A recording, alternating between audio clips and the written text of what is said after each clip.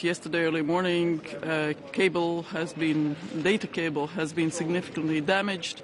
The good news are that our operator is a state company of manager of the data cables was so well prepared that we have not suffered any loss of data or transmission. So the operational procedures and the crisis scenario worked.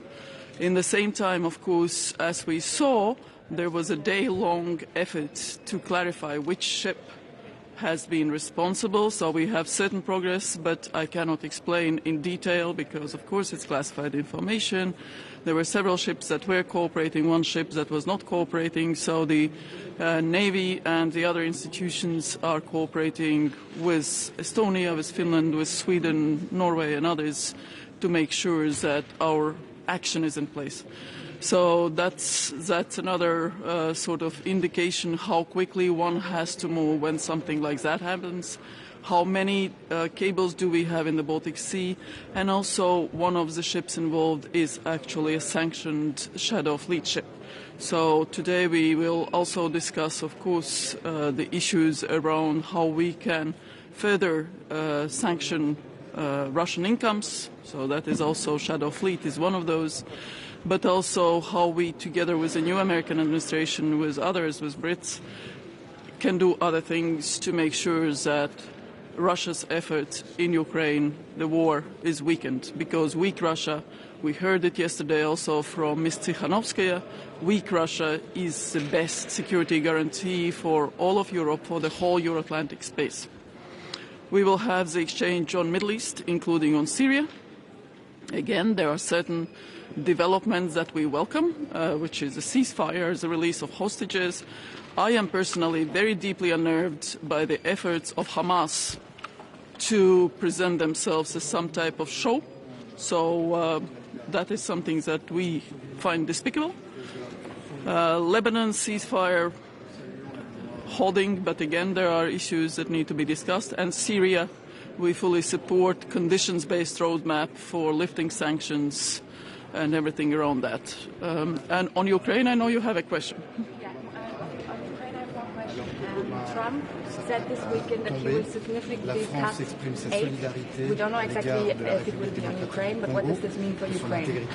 I haven't heard anything like that the aid will be cut, or that President has said that. What I have heard is that he has said to Russia that they have to cooperate on finding the long-term just solution for peace in Ukraine, which is fully our position. Minister, on Georgia also on agenda, we see that people are already 60 days in the streets. My colleague, independent journalist under hunger strike, Zia Maglobeli, has health conditions, it's not good. Former Prime Minister was brutally attacked, but we do not see any actions from the so-called government. So can we expect real measures against this situation?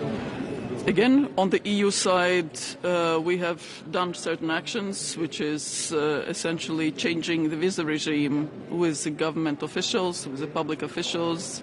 They won't be able to travel with their diplomatic and service passports, visa-free, to the EU. So that is a very targeted action. And they themselves, but also the EU has said that EU support is not going to go to any government-related activities or agencies. Unfortunately, they are not respecting the will of people currently, what we are seeing in terms of European future, in terms of the demonstrations on the streets of Tbilisi. We in Latvia, we have put a number of government officials, a number of those who have suppressed this peaceful process, who have attacked journalists, on so-called non-entrance list in Latvia, and so have the other European countries. So there is a pressure, but there is also clearly the door open for the European future if the people's will is respected. What do you think of the trouble that the EU has to renew the sanctions package due to one member state? I believe we will find a solution to that. How? Minister, one question concerning Syria. You are watching what's happening closely, but we saw widespread violation against minorities around the center city of Homs. You have delegations there watching, and you are watching closely what the new leader is doing. Are you aware of this, and what's your reaction? There are various signals and various information also on the women's rights and others. So, as you say, we are gathering the information, and most of all, there is a coordinated engagement with Syrian authorities. You saw that on behalf of the high representatives, the foreign ministers of Germany and France visited Syria. There were very clear messages. High representative is closely coordinating with other actors in the region, including in Turkey. So there is and with the US, so there is a joint action. I think the interest both from the countries in the region, the EU, the US, and other friends of Free Syria, there is a joint action there. So I wouldn't say more than that for now. Thank you so much. Minister, just one comment for the press from Republic of Moldova to ask you. Is priority right now for Europe, and if you will discuss about Moldova today?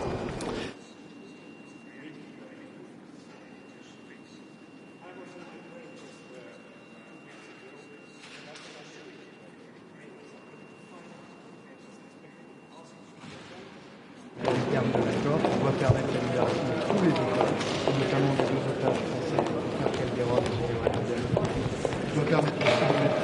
Good morning, everybody. So, yesterday we had a good evening with Belarusian leader Svetlana Tikhanovskaya. We were talking about the sham elections that happened in Belarus, and of course we are standing with the Belarusian people. Belarus is still high on the European agenda. Today in the morning we will have a discussion over hybrid threats. We see things happening in the Baltic Sea. We see hybrid action all around Europe. We need to raise awareness. We need to discuss what more can we do in order to avoid this. Then we have a discussion on Ukraine. I expect a decision to roll over the sanctions we have. Then, of course, it is good that we discuss what more can we do, putting pressure on Russia to end this war. It's also good that President Trump has put the pressure on Russia to say that it's in their hands to end this war. And then, of course, Middle East, a lot is happening there. We have the ceasefire in Israel-Palestine. It is, of course, a welcoming step. We have, it is a first step, and we need to build for a more lasting peace. We are working towards also helping Palestinians in Gaza. We are ready to redeploy our mission to Rafah border crossing so that humanitarian aid would reach Gaza. Then, of course, on Syria sanctions, we are also expecting to really ease the sanctions. We are expecting to decide today regarding this. It is a step-for-step approach, so if they are doing the right steps, then we are willing to do the steps on our behalf as well. So and there's a lot on the table today, a lot of discussions, and I hope we get to some important decisions. Representative, a question in Syria. Is EU ready to ease the sanction in Syria after the fall of Assad? And how is the current relation between the EU countries, EU institutions, and the new rulers in the process? We expect to reach a decision today to put together a roadmap to ease the sanctions. So it is clear that we go step for step. So we start with the sanctions that they need most to really start the build-up of the country. And then we see if the steps are going to the right direction. We are also willing to make steps on our behalf. Can you confirm that the meeting of the Prime Minister is to take place in Paris in February, and Marco Rubio and the foreign affairs of Ukraine will take part in this meeting. Middle of February is very far away for the intense agenda that we have today. So, I read about Syria. You are watching closely what the new leader is doing. There has been widespread violations against human rights, against minorities in a whole town around Homs, the central city. You have a mission there. Have you been informed about this, and what's your reaction? We are working closely together with the regional actors as well as the international actors to keep an eye what is happening. We are also ready to open the embassy there, the EU delegation in full in Damascus, to really have our eyes and ears on the ground.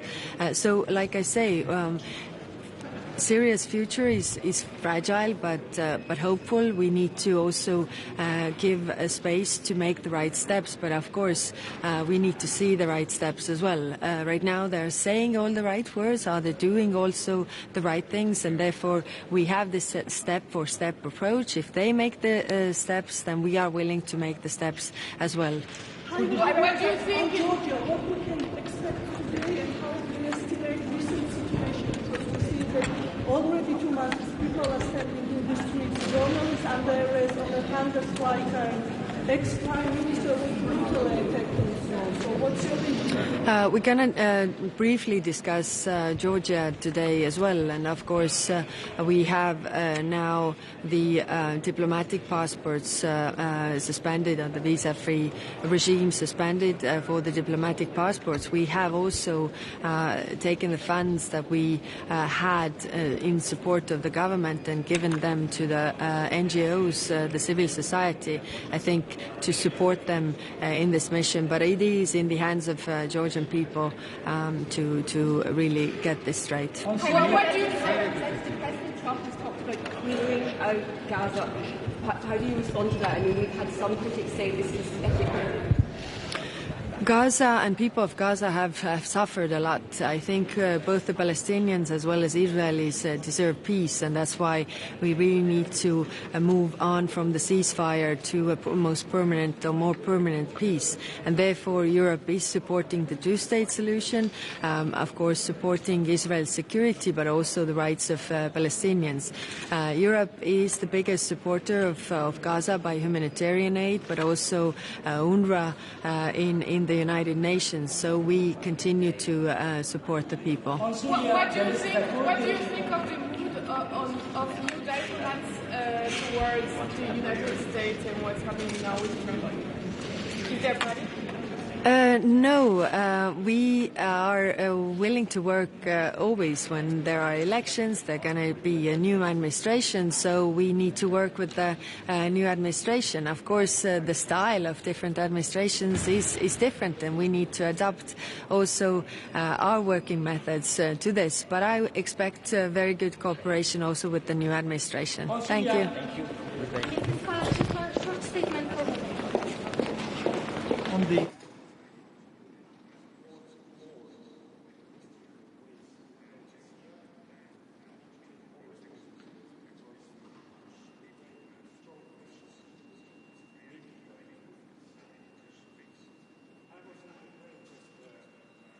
to ask you, what are the main priorities of Europe regarding the Republic of Moldova, and especially if Estonia can help us with the Russian interference, especially because we have parliamentary elections soon? Yes, the Moldovan government has a very strong leadership about joining European Union, and Estonia has been very supportive, and also this process is ongoing. So I do hope that Moldova is doing the reforms which Moldovan government is in a very good track, and the funds for Moldova about the development during the European integration process, they are there. And Estonia is helping as well Moldova, especially the fake news about disinformation, and I think that I do hope that these elections in autumn, they will become very democratic and open. Thank you. Thank you. Minister, can you comment on yesterday non-election in Belarus? priority right now for Europe, and if you'll discuss about Moldova today? Yes, hello. Of course, Moldova is a priority, and we congratulate Moldova on the successful referendum for introducing the EU's future in its constitution and also for the presidential elections. We indeed are very upset at the way Russia has handled the whole gas supplies, but in the same time, Moldova's government has been clear that it will provide that assistance to its people to compensate for the rise of prices. And we have supported Moldova's government. We have sent money in the energy support fund so that that can be supported. But also the EU as such has a large program, more than 1.5 billion euros, to promote reforms within Moldova, meaning the practical way towards the European Union. So we are fully behind it, we are fully supportive, we are engaging with my Moldovan colleagues, on practical way on the EU, but also, as I said, financial support and all the other support that is necessary. Thank you. I am personally very deeply amused by the efforts of Hamas to present themselves. Aujourd'hui, nous commémorons les 80 ans de la libération d'Auschwitz. Nous nous souvenons des heures les plus sombres de notre histoire. Nous saluons la mémoire des victimes de l'Holocauste et nous affirmons notre rejet absolu de l'antisémitisme sous toutes ses formes. En Afrique, dans la région des Grands Lacs, les combats font rage. Alors que Goma s'apprête à tomber, la France exprime sa solidarité à l'égard de la République démocratique du Congo, de son intégrité territoriale. La France condamne fermement l'offensive menée par le M23 soutenue par les forces armées rwandaises qui ont entraîné la mort de 6 casques bleus et provoqué le déplacement de plusieurs dizaines de milliers de personnes civiles. Les combats doivent cesser et le dialogue doit reprendre. C'est en ce sens que la France s'est exprimée hier au Conseil de sécurité des Nations Unies. À un mois du 3e anniversaire du début de la guerre d'agression russe en Ukraine, l'Europe continue de soutenir les Ukrainiens pour leur permettre d'entrer, au moment où ils le jugeront opportun, dans des négociations de paix en situation de force. Aujourd'hui, nous décidons de renouveler le régime de sanctions qui a permis de priver la Russie de Vladimir Poutine de 400 milliards d'euros, c'est-à-dire de le priver de l'équivalent de 3 années de financement de son effort de guerre. Nous allons également sanctionner 3 citoyens russes, 2 citoyens de 26 ans, un citoyen de 45 ans, qui se sont rendus coupables d'attaques cyber qui ont visé et déstabilisé l'Estonie. Et puis nous annonçons un paquet de soutien à l'égard de la Moldavie qui fait l'objet d'une asphyxie énergétique de la part de la Russie qui entend, comme elle l'a fait à de nombreuses reprises ces derniers mois, perturber le débat démocratique et les processus électoraux dans ce pays qui aspire à rejoindre l'Union européenne. Au Proche-Orient, le cessez-le-feu au Liban et l'accord que la France a obtenu de haute lutte aux côtés des Américains est prolongé jusqu'au 18 février. La France déplore les pertes humaines provoquées par les tirs israéliens qui ont eu lieu hier et appelle à un respect de l'accord de cessez-le-feu qui doit conduire à un retrait complet des forces israéliennes au sud du Liban et à un désarmement complet du Hezbollah au sud de la rivière du Litani. En Syrie, pour la Syrie, nous allons décider aujourd'hui de suspendre certaines sanctions qui s'appliquent au secteur de l'énergie, du transport ou des institutions financières et qui entravent aujourd'hui la stabilisation économique du pays et le démarrage du processus de reconstruction. Ces suspensions dans les sanctions doivent avoir pour contrepartie une transition politique qui associe toutes les Syriennes et tous les Syriens, ainsi que des mesures résolues pour garantir la sécurité et en particulier une lutte sans relâche contre toute forme de résurgence du terrorisme de Daesh, ainsi que la détection, la maîtrise et la destruction des stocks d'armes chimiques du régime de Bachar al-Assad. La France accueillera le 13 février prochain la 3e édition de la conférence d'Aqaba, associant les partenaires internationaux de la Syrie pour apporter ce soutien et veiller à la mise en œuvre des mesures de transition politique et d'assurance s'agissant de la sécurité, puisque c'est aussi la sécurité des Européennes et des Européens, des Françaises et des Français qui se joue en Syrie. À Gaza, nous accueillons avec beaucoup de soulagement cette première phase du cessez-le-feu qui a permis des premières libérations d'otages. Nous appelons toutes les parties à respecter les termes de l'accord qui doit permettre la libération de tous les otages et notamment des 2 otages français, Ofer Calderon et Ohad Yalomi, qui doit permettre aussi de mettre fin à cette guerre qui a trop duré et qui a fait tant de victimes et ouvrir un chemin vers une solution politique seule susceptible d'apporter la paix et la stabilité dans la région. Il faut que l'aide humanitaire puisse désormais être acheminée sans entrave dans l'enclave. Et de ce point de vue-là, l'UNRWA doit pouvoir continuer à exercer sa mission essentielle en soutien des populations civiles. Dans quelques semaines, les gendarmes français et européens de la mission OIBAM seront déployés à Gaza pour pouvoir assurer le bon fonctionnement du point de passage de Rafah. Enfin, s'agissant de l'Iran, la France condamne les conditions de détention arbitraire des otages français détenus sur place et dont les conditions sont assimilables en droit international à de la torture. Nous avons appelé nos ressortissants à ne plus se rendre en Iran, nos ressortissants de passage là-bas à revenir en France. Et j'annoncerai aujourd'hui que nous proposerons que les responsables de ces détentions arbitraires puissent être sanctionnés par l'Union européenne dans les mois qui viennent.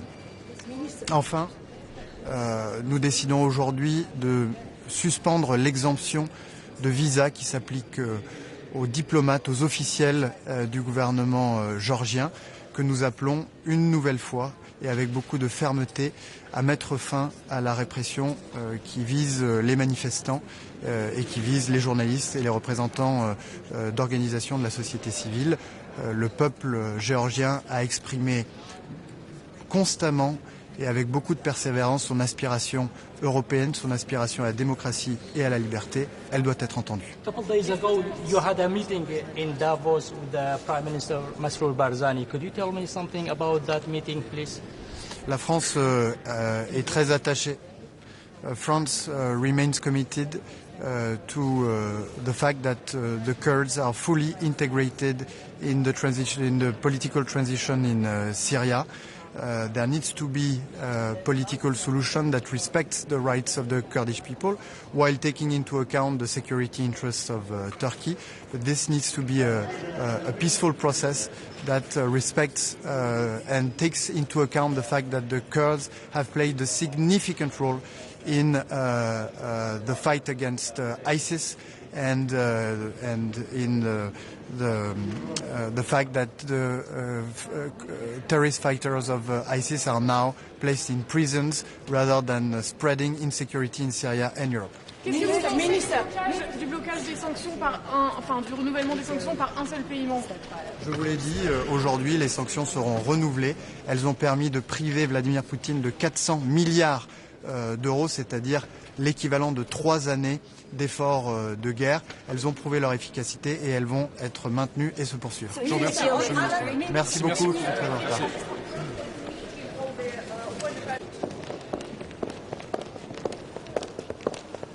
Hey, Enrique, niet in Den Haag. Oké. Hey. Ik spreek vandaag over de relatie met onder andere de nieuwe president van de Verenigde Staten. Ja. Die heeft zich deze week nogal hard uitgelaten, richting onder andere de Deense premier Frederiksen. Wat vindt u daarvan? Ja, daar gaat het over berichten die uitgelekt zouden zijn. En dat ga ik niet bevestigen of ontkennen wat daar precies is besproken.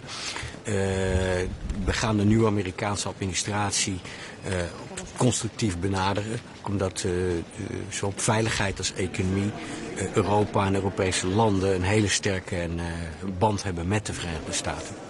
En wat vindt u van het voorstel dat Trump heeft gedaan aan de ministers aan de leiders van Egypte en Jordanië om 1,5 miljoen Gazanen op te nemen? Nou, het is van belang dat Palestijnen binnen Palestijns gebied kunnen blijven. En dat binnen die grenzen Gaza ook weer wordt opgebouwd. En op dit moment is het gewoon heel belangrijk dat het staakt het vuren in Gaza dat voortzet. Dat er een tweede fase ook echt komt. Dat is niet eenvoudig. Vanaf dag 16 van het staakt het vuren zal dat worden besproken en onderhandeld. En het is heel belangrijk dat beide partijen zich ook echt aan dat staakt het vuren houden. En dat betreft dus zowel Israël als Hamas.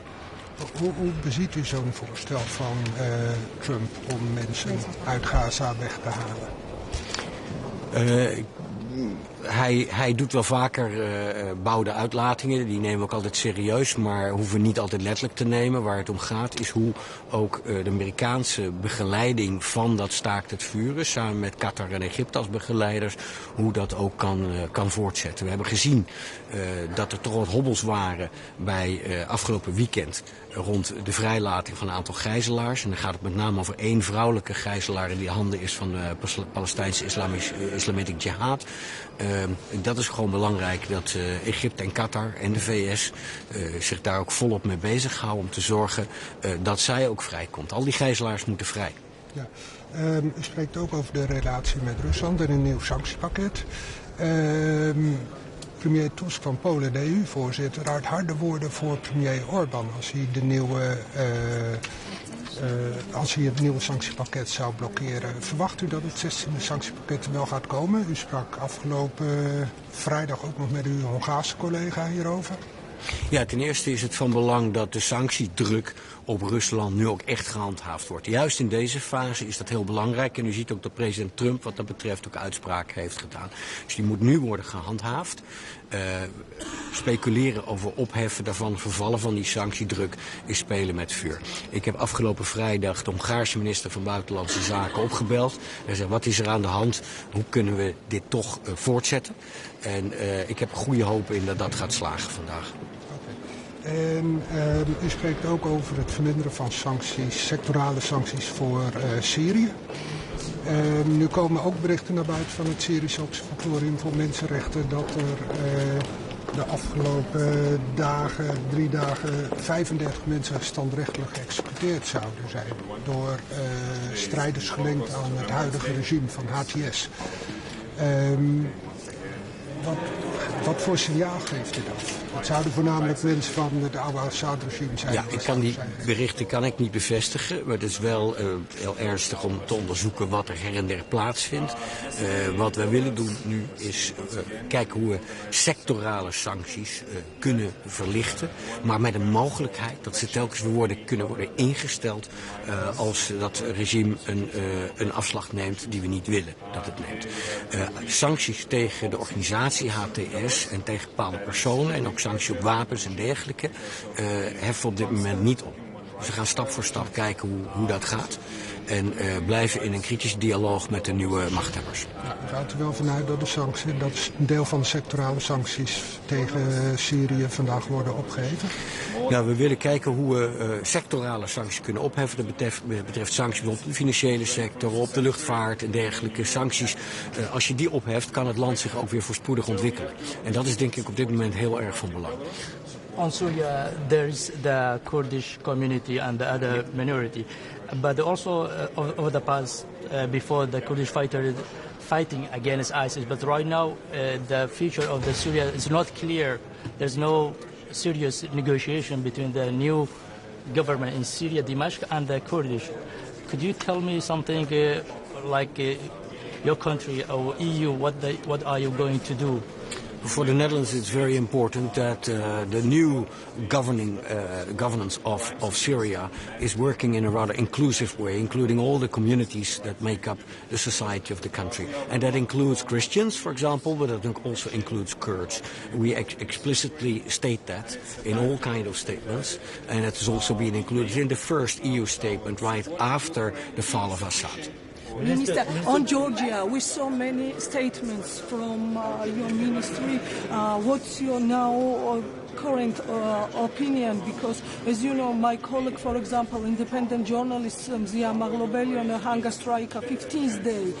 Former Prime Minister was brutally attacked. People almost 60 days in the streets, and we saw just like the suspension visa facilities for diplomatic passports. So can we expect some real measures, and what's your country's position regarding sanctioning those people who are responsible for these actions? The Netherlands has always been for personal sanctions for those responsible for the repression.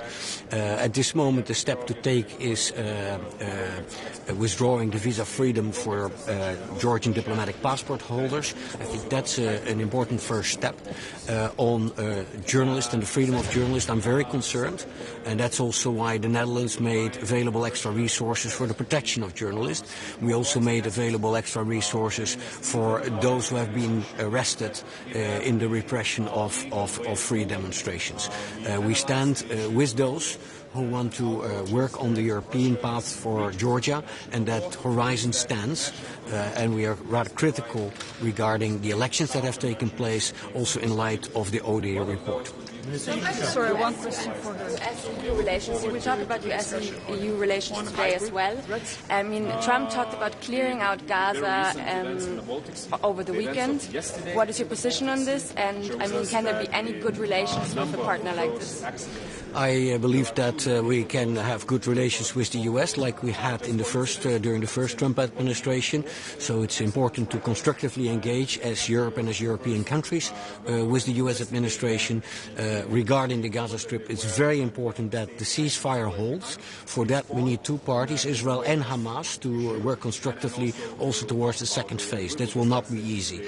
That is very important because with the ceasefire, we can see the release of all the hostages, which is important. We can also see,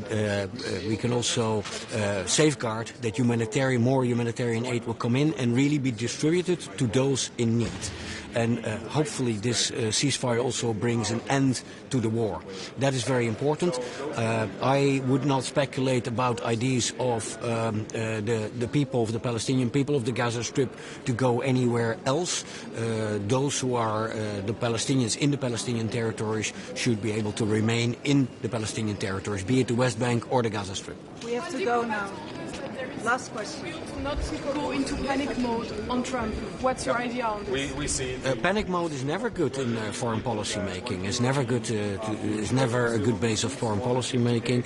There's no reason to be in panic mode. We are not in panic mode. What is very important is that we chart our way in a constructive engagement, because the relations between Europe and the US are very intensive, both on the economic front as well as regarding security and defense policy. Thank you. Thank you. also follow this track. That's the way to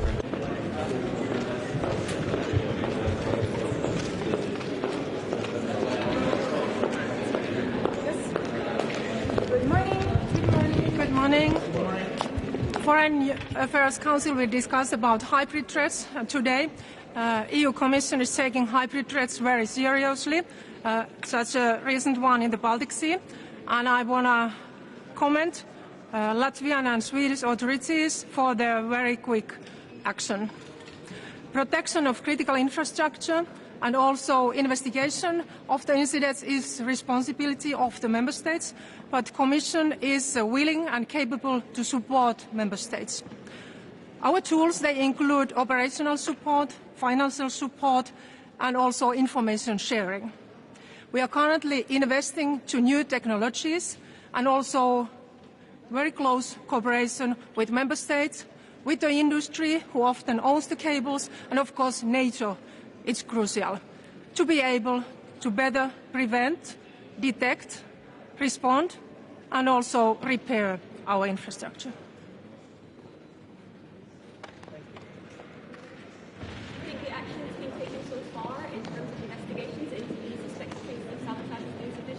I think the authorities now in Latvia and Sweden, they were taking very, swift action. And also during the Christmas time, we saw the same in Finland. So I think now we are better prepared already in the Member States. And of course, it's always crucial that all the authorities, they are sharing the information, and then it's easier also to respond to this. actions. Are you worried about further attacks? What's your stance on the future of the hybrid threats? We have to be prepared for very different hybrid threats as we have seen. So we are really living in times when everything can be weaponized, and now we have to take more actions to really prevent our critical infrastructures. Luckily, we have many technologies we can use there, but also we have to work very closely with the member states and with NATO. And often the owner of the infrastructure is a private industries. Of course, their role is also very important here. You say we're better prepared, but then we keep on hearing on these incidences when cables are destroyed and other infrastructure is destroyed. So are we really better prepared? I think we are already, because now we have seen, because this was, I think, 5th or 6th on the row in the Baltic Sea, that kind of incident. So now these two last ones in Finland, between Finland and Estonia during the Christmas time, and this weekend between Latvia and Sweden, the authorities, they have been responding very swift and they have been taking the action. So I think we are much better prepared, but of course we have to do more. But one thing is responding, but how can you prevent this? We are currently investing to new technologies where we can use cables, smart cables as sensors, and also we can use our satellites. And of course we know also that NATO is currently having also operation on Baltic Sea. So we are working on that, how to be better prepared also to prevent our infrastructure. Thank you. I have one question concerning Syria and Europe trying to contain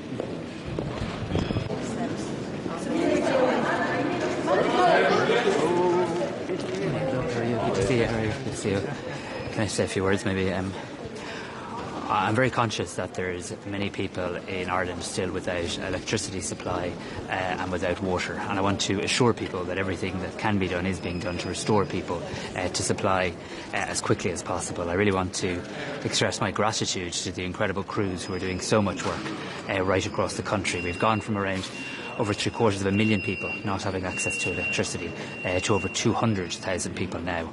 But I am conscious as this goes on, the longer it goes on, the more hardship that imposes on people, and that's why we're carrying out a number of activities. As Minister for Defence, I'm very pleased to see the Air Corps has been assisting the ESB networks and continues to be available for any requests where we can help in a practical sense. I'm also very grateful to the Civil Defence, who have been carrying out a number of activities, particularly in the north and northwest of the country. And that support, both from the Air Corps, the Defence Forces and the Civil Defence, will of course continue in the days ahead. We're also very eager now to see these local authority emergency response hubs established. A number are now open, more will open, and our national coordination team will meet today at 12 o'clock to see what more can be done. Very pleased to be here at my first meeting of the Foreign Affairs Council. Of course, we're meeting at a time of much geopolitical uncertainty and challenge. I firstly want to obviously acknowledge and very much recognise that today is International Holocaust Remembrance Day, and it is so important and so vital that we pause and that we remember the absolute horror. How many people were murdered during this time? 6 million people. And today I will be announcing additional funding from Ireland for the Auschwitz-Birkenau Foundation as well, to continue to support the preservation of that site. We must never forget, and we must all say never again. And Ireland is very determined to continue to work to stamp out anti-Semitism in every way we can, both domestically and indeed at a European level. We have much on the agenda today.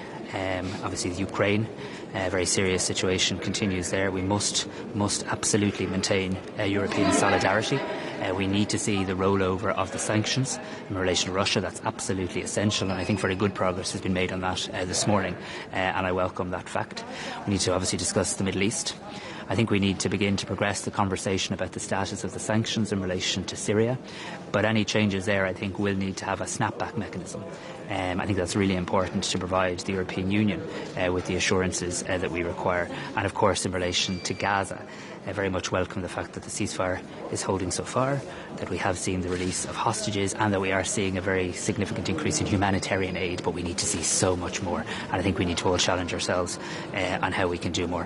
While I'm here today, I'll also have an opportunity to have a bilateral with the EU Trade Commissioner, someone who knows Ireland very well from the Brexit days, but wanted to have a very early engagement with him. I think it's absolutely vital that the European Union and the United States establish a deep, meaningful working relationship. The United States is reliant on foreign direct investment. It was before the US presidential election. It is after the US presidential election, and the US and the EU are dependent on each other both before and after the presidential election. And now that President Trump is in office, it's really, really important that we engage intensively on trade and how we can do business together. And I welcome that we'll have a chance to talk about that as ministers today, but also that I'll have a bilateral with the Trade Commissioner. On the question of the Holocaust, do you think it was appropriate for President Higgins to talk about Gaza during his speech on the Auschwitz remembrance yesterday, given the sensitivities about linkage and equivalence to various historic events?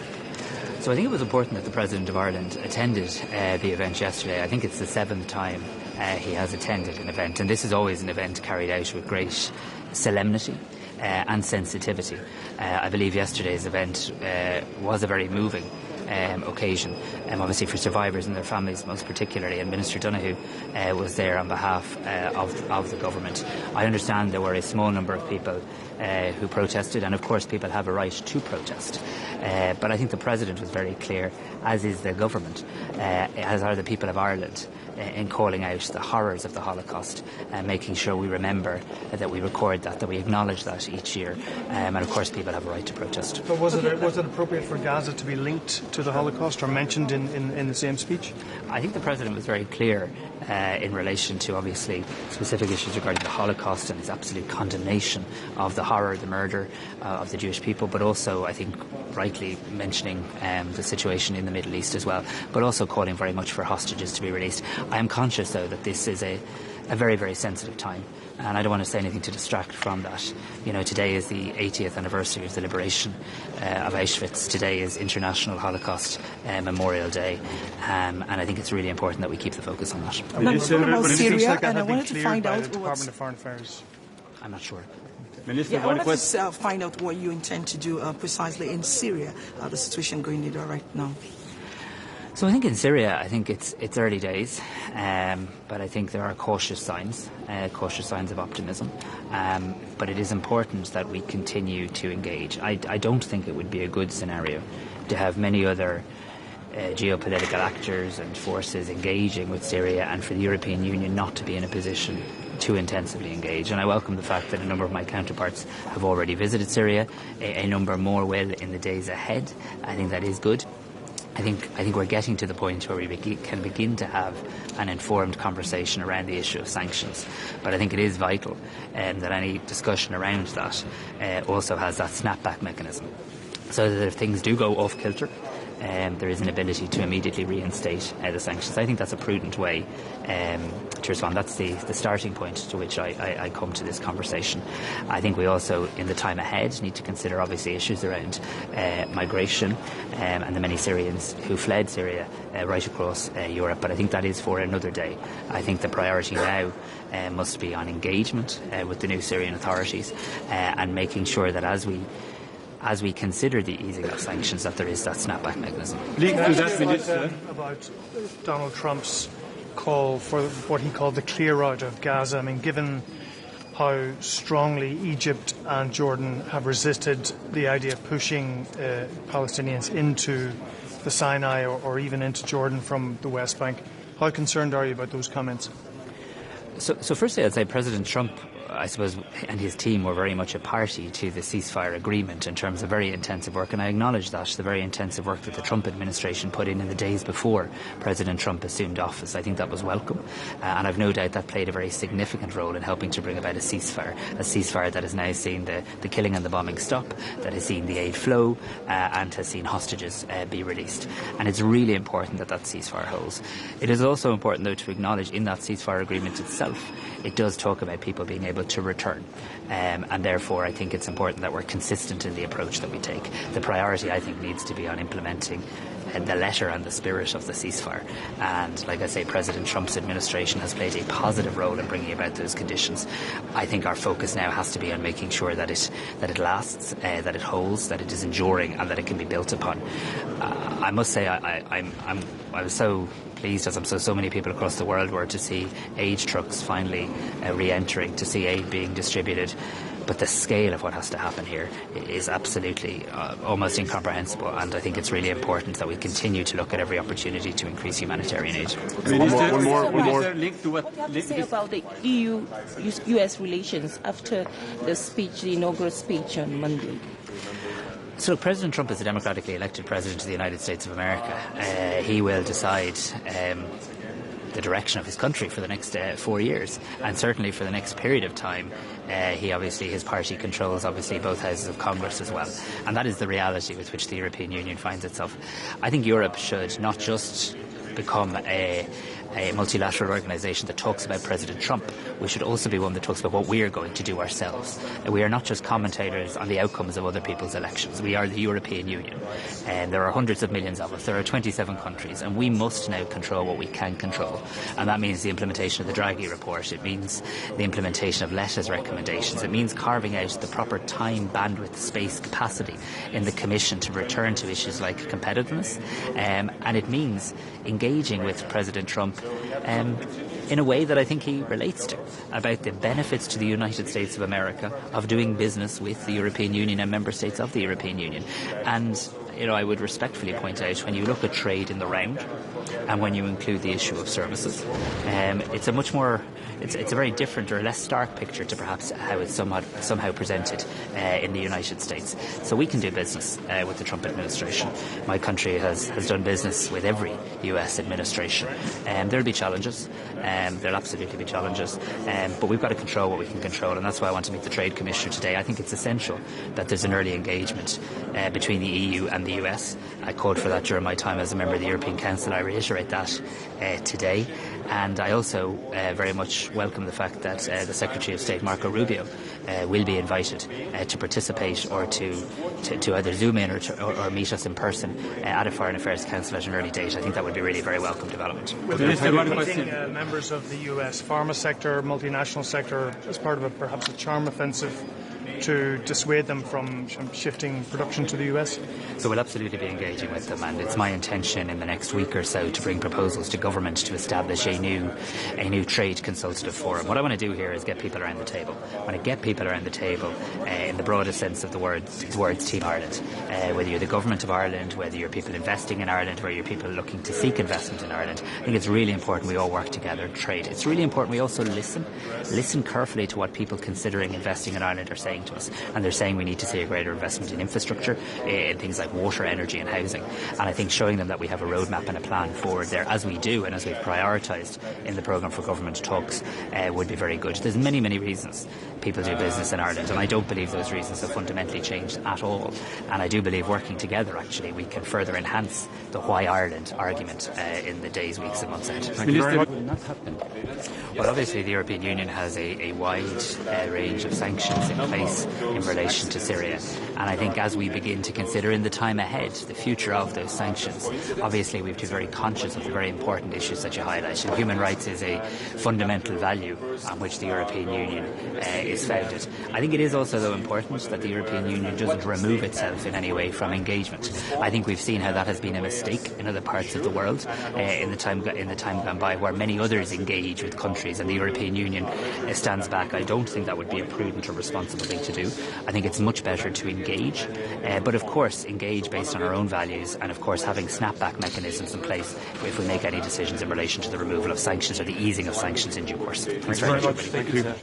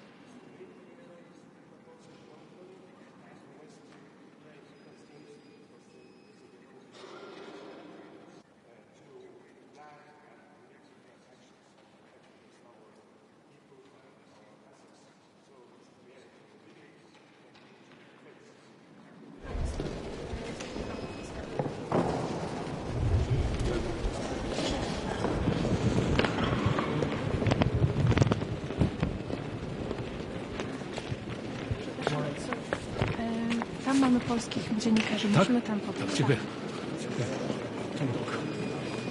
Sorry.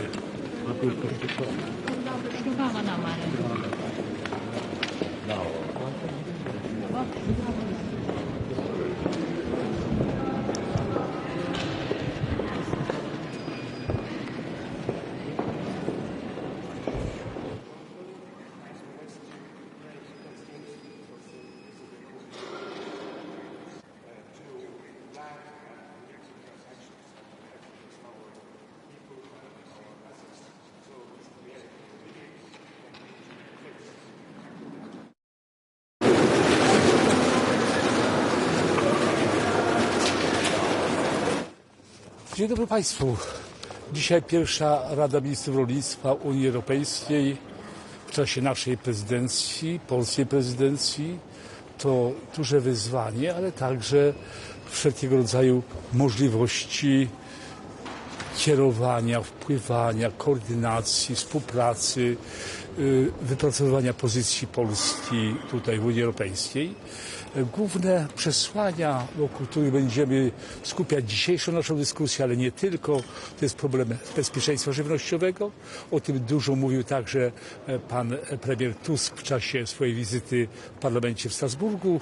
Drugi obszar spraw to jest problem związany z uproszczeniem wspólnej polityki rolnej, temat ciągle aktualny, ciągle ważny i ciągle oczekiwany przez rolników. Trzeci temat to poprawa funkcjonowania rolników w łańcuchu żywnościowym, bo rolnicy w tym łańcuchu żywnościowym od pola do stołu są najsłabszym ogniwem, nie mają wpływu na ceny środków produkcji, nie mają wpływu na ceny sprzedaży, czy mają ograniczony wpływ, stąd tak ważna jest pozycja rolników, co też o co się bardzo mocno dopominali w czasie protestów, które rozpoczęły się na początku, jeszcze w 2023 roku, ale głównie ich nasilenie przypadło w roku 2024. I tymi sprawami będziemy się zajmować w czasie dzisiejszego posiedzenia Rady i w takim ujęciu bieżącym legislacyjnym, bo będziemy omawiać dwa wnioski rozporządzeń, które złożyła Komisja dotyczące wspólnej organizacji rynku, gdzie chodzi nam o wzmocnienie pozycji właśnie rolników w tym łańcuchu i także o transgraniczne wszystkie sprawy związane z ograniczeniem nieuczciwych praktyk handlowych, co jest wyjątkowo ważne. Także będziemy się zajmować sprawami związanymi z ochroną zwierząt, głównie w transporcie, ale także dobrostanem psów, kotów, identyfikacji tych zwierząt. Także będziemy podejmować tematy bardzo ważne, jak związane z handlem, który jest istotnym obszarem i zainteresowania rolników, ale także ostatnie wydarzenia, czy sprawy związane z umową z Mercosurem, czy w ogóle cały spraw handlu, one nabierają wyjątkowego znaczenia. Oczywiście tutaj zawsze pamiętamy, że handel, to obowiązuje, to jest zasada w obie strony, że nie tylko kupujemy, ale także sprzedajemy.